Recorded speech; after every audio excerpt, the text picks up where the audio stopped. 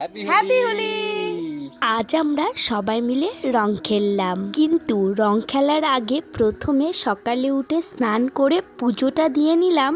সকাল সকাল পুজোটা দিয়ে নিলে আমার অনেকটাই কাজের সুবিধে হয়। পুজোটা দিয়ে চলে যাব রান্নার দিকে, রান্না করে তারপর আমরা রং খেলবো।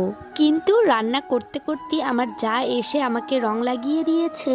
রান্না শেষ করে মেয়েকে খাইয়ে বাইরে বেরোতেই দেখি সব বাচ্চাগুলো কি সুন্দর রং নিয়ে খেলা করছে, আর আমার মেয়েকেও ছাড়েনি, ওকেও সবাই রং লাগিয়ে দিয়েছে।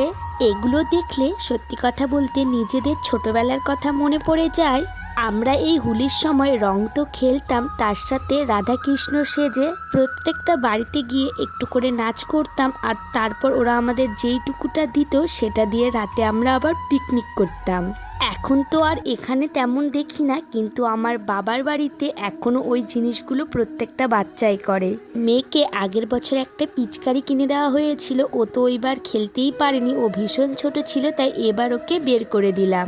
আর এইদিকে রঙগুলো আমি থালায় সাজিয়ে নিলাম। মেয়েকে একটু জল দিয়ে পিচকারিটা কিভাবে মারতে হয় সেটা আমরা একটু শেখাচ্ছি। ও তো সেরকম পারছে না, কিন্তু খুব চেষ্টা করছে।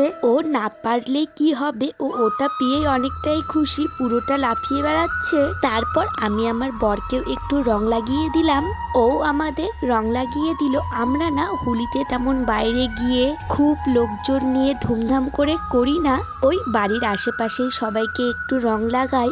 আমার মেয়েকেও একটু রং লাগিয়ে দিলাম, আর আমার মেয়ে এখন আমাদের সবাইকে একটু করে রং লাগিয়ে দিচ্ছে। ও না প্রথম প্রথম একটু অবাক হচ্ছিল, কিন্তু এখন আমাদের রং লাগানো দেখে ও খুব আনন্দ করে সবাইকে রং লাগিয়ে দিচ্ছে। বাড়িতে রং খেলার পর এখন বর যাবে যেখানে আমি শিবরাত্রির মেলাতে গিয়েছিলাম, সেখানে শিব ঠাকুরকে একটু পুজো দিতে ওর অনেক দিনের ইচ্ছে, তাই ও তো চলে গেল। আমি এখানে ভাত নিয়ে বসে পড়লাম। তোমরা কিভাবে হোলিতে আনন্দ করলে অবশ্যই কিন্তু জানাবে।